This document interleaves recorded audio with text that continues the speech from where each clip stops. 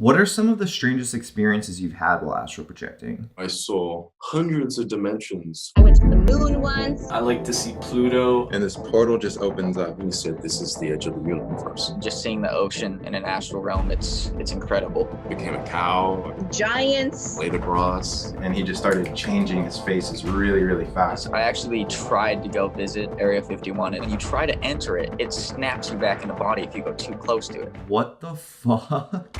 I'm meeting with the astral projection experts Astral projection, you actually get to experience these things for yourself. to see how quickly they can help me to have an experience. There's a practice that you can do that allows you to sense what I call the phantom body. People that try to do it on their own, it can take them up to even years. I came into contact with this scary face. I'm starting to wonder, like, what's gonna happen next. I literally died. Is it dangerous? If you don't link up back with your body, you could, in theory, you would be dead.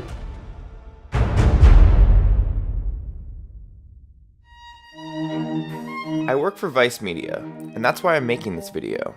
And while it's been nice to reconnect with my parents, Dad, oh my god. being quarantined in the suburbs wasn't how I planned to spend the summer. And my normal pranayama practice in the morning and Opera Super Soul Sunday in the evening just aren't hitting like they used to.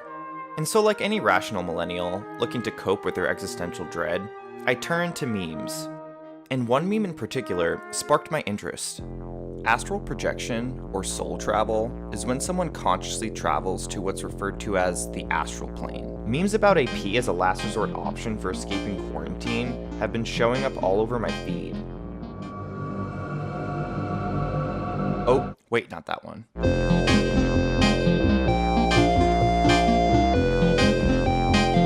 Eventually, I traced these memes back to their creators, and that's when I fell down the rabbit hole. Today, we're going to be talking about out-of-body experiences. I've decided that I'm going to recondition myself to astral project more. How to astral project. Not only did I discover an online community of projectors, but the tradition itself has a long and complicated history. Like the US Army's Stargate project, a classified unit of psychic soldiers attempting to infiltrate Russian intel by using a form of astral projection. People who claim that they have psychic powers. There's also the Monroe Institute, where experiments on consciousness travel have taken place since the 70s. How was your experience? I started sort of floating up through the roof, and I went up out through the building. I decided to speak with some of the projectors I met online to learn some of the benefits they've experienced from the practice. In the astrals, you don't have so much density. You can learn a lot more things in one night of astral projecting than you could in probably like 10 days of being on Earth, because you're not bound to a physical body. Everything just flows much easier. Do you find yourself practicing EP more now that you're in quarantine? I do practice AP a lot more now that everything's shut down. I would say that it's definitely enhanced by quarantine. I think it's helped my mental health pretty good. When you do it, you just mind is completely blank and clear. You look at things in a new light because you know that there's kind of an alternative view to it. I began to wonder, is this something that could actually help me cope with quarantine? Well, hello everyone. Adjust the mask over your face. Somebody's going to have to get off the sidewalk to maintain that 6 feet of separation. I'm giving myself 2 weeks to have an astral projection experience. You're going to go in between the fingers, just like that. Here are the rules. I will not use the aid of supplements like melatonin or galantamine to accelerate the astral projection process.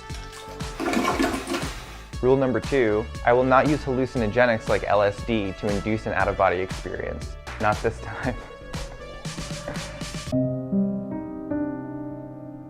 This afternoon, the courts extended their closure for all non-essential business. Rule number 3, I will not use sensory deprivation. Not like I could really access a tank right now. My first stop was to get some advice from experienced projectors. Ryan Cropper, a YouTuber known for creating his own astral projection techniques, agreed to give me some tips to get started. What's quarantine like in Bali? They've actually got checkouts by the street.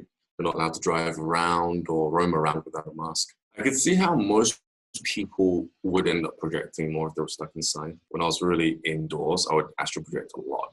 How did you first get involved with AP? When I was 16, I drowned in a quarry. And yeah, I literally died. My friends disappeared. But then all of a sudden, I started seeing my dad, who poked me and pushed me to the floor and said how I couldn't amount to anything. And the second one was my girlfriend. And I was like, I'd really like to see her again. and I don't want to prove my dad right. And so I decided to stay. I just woke up at the bottom of the quarry. And then about 2 weeks after, and my hand was all static and I could see through it. Whoa. So the astral projection would start. You know, a lot of what I've been reading online, people talk about how if you don't relink with your body, you can die. Yeah, I don't believe that at all. I don't believe that. Are there any real dangers associated with astral projection? There are entities that are there. They kind of look like the Dementors out of Harry Potter. They want to scare you to feed off of your fear, and you actually see it. You won't have much energy for a couple of days. Okay, so not too bad. So after you started having these experiences, how were you able to sort of develop your skills to start projecting on demand? After studying my mind, I came up with a series of techniques. Would you be open to sharing some of these techniques? Yeah. There's a practice that you can do that allows you to sense what I call the phantom body. You take the tennis ball, squeeze it in your hand, and you get used to the feel of the tennis ball. You let it drop and hit the floor. But then what you do is you pretend as if your hand still has the tennis ball. You pretend as if you can still feel it. And then while you're laying there, you just gradually let your consciousness slip into a very deep state. And then I changed it to using an alarm. It's one that's kind of loud, so you can hear it ticking, and you just listen to it click. Go over to the clock and take the battery out. And then go back into your bed and expect to hear it again at some point. When you start to hear it, it'll alert you to the fact that, wait a second, I took out the batteries, how come I can still hear it? And then you get up and you be in the astral plane. Sick. Yeah. Thanks. Ryan's technique sounded easier than I expected. I was beginning to think leaving my body would be easier than I thought. Maybe I'd spend the rest of quarantine projecting to cool places and just chill. So this is my very first video diary. I will be using these to track my progress, and tomorrow morning will be my very first attempt at astral projection. I will be trying the tennis ball method. The tennis ball method did nothing. Day 1. I tried the alarm clock method, but I haven't had much luck. Because we're in quarantine, I thought what I'm gonna do every single night is try to go out of body. I literally just fall asleep. I felt like tingling. I've been having crazy dreams. You have to lay down and stay still to get into a state of almost sleep paralysis. I felt my body sort of floating upwards, tingly, you can't feel any of your limbs. Once you feel comfortable enough in this energy, I say start to roll. And you'll feel the difference between your astral and your physical body. There's a definite separation. I've almost fallen off of my bed twice now, thinking that I'm in the astral. It's all just will. If you have a problem, you gotta just remember you're in control and you're tricking yourself. Things in this world we just don't fully understand, and I think going out of body is one of them. Like, a lot of people have a lucid dream and they think that that's astral projection, but it's not. And the key differences to that is astral projection, once you finally have one, it feels way different than a lucid dream. I had a lucid dream last night, and I came into contact with this being. It really only became whatever I was to project onto it. It feels like in order to get to the astral, my psyche is like putting me through the ringer. And so I'm like seeing these projections of my subconscious that are like intimately bound up with my own shit. Deep down, I feel like I know that it's up to me to decide the vibe. It's like the ultimate vibe check, basically. My experiences have just been sort of scattered, and I need more direction, I need more guidance. I was beginning to wonder if I had seen one of the Dementors that Ryan was talking about. Either way, I realized that if I wanted to reach my goal of projecting by the 2-week mark, I was going to need some professional help. After a quick search on the World Wide Web, I stumbled upon elastic perception. Hi, my name is Florentine and in the next few minutes, I'll share with you the 3 things that enables myself and my students to have astral projections on a regular basis, and how you can do the same. Whoa. Florentine's confidence and experience with astral projection was exactly what I needed. I reached out to Florentine, and within just a few hours, he got back to me. Okay, cool. So I'm interested to hear what got you into astral projection and how long you've been projecting for. I would say started with seeing The Matrix for the first time and being very inspired. Love The Matrix. After seeing that movie, I think I started to question my reality a lot, and I started to really figure out what was going on. And that led me down a spiritual path of seeking truth to everything. So I've been having issues trying to project myself. I usually just fall asleep, or I just lay there because I'm sort of having a hard time finding the line between a lucid dream and astral projection. Well, there's dreaming, there's lucid dreaming, and then there's astral projection. They blend into each other, but there is distinct differences. If you were to compare lucid dreaming to a computer, where the things that's happening in lucid dreaming is something that is inside of the computer, the hard drive, the desktop. When you astral project is something that you do outside of your computer, where you go through the internet and you access other computers or other networks. And so you're able to navigate outside of your own consciousness, basically. I did have one lucid dream that was kind of scary. Physical reality is much more dangerous than if you do astral projection, where you're able to project your consciousness somewhere else. And at any point, if you feel like you don't want to be there anymore, you can just think about your physical body and you return in a second. And actually, you shouldn't be afraid at all, because it's all love, so you don't have to.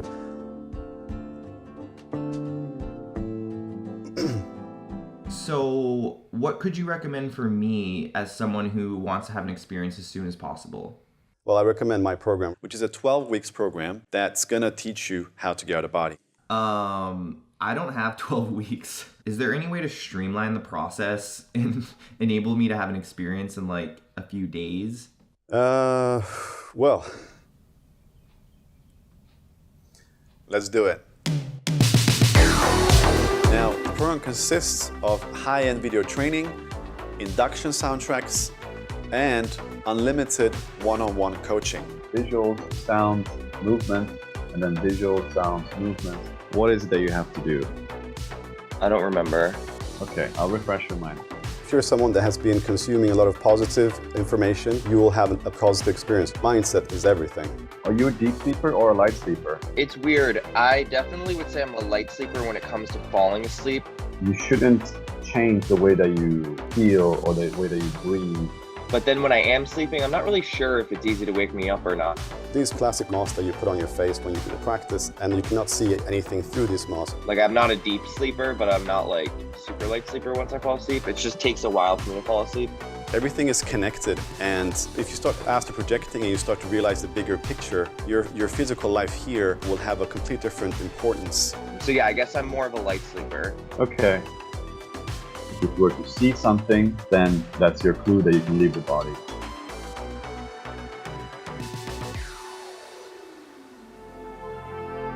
Hi there, Consciousness Explorer. It's time to explore the universe.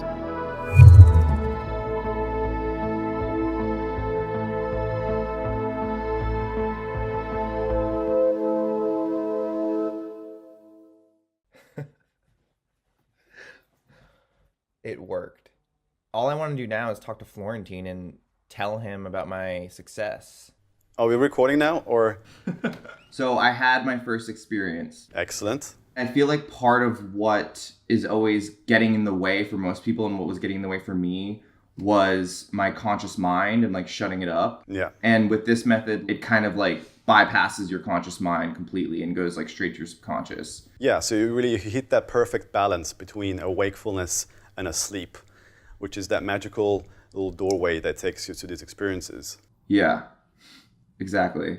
And how did it felt? How was your first experience? I felt sort of like a cloud, and I was like, oh shit, I think that I'm here. I just sat up and then like got out of the bed, and I was in my room. My foot started sinking into the rug. And I just took my hands and sort of like peeled through the ceiling, almost like it was a sponge or like cake, and just kind of like opened it. So I successfully projected out of quarantine, even if it was only for 30 seconds. Regardless, I don't think I want to lose touch with this reality completely, but it is nice to have the option to explore other perspectives. Once quarantine's over, I don't think I'll stop astral projecting. I think this is just the beginning of a larger journey inward for me. We were born on this planet without an instruction book on how to be human. We don't know who we are, we don't know where we came from, we don't know where we're going after this life. And use this as a tool to understand the bigger picture. We have means to let people know they are more than their physical body. Here I was lying in bed, and that's when I found myself bumping against the ceiling. I swam back down through the air. I was very careful about this vibration. Our methods produce a cessation of the fear of death. You are free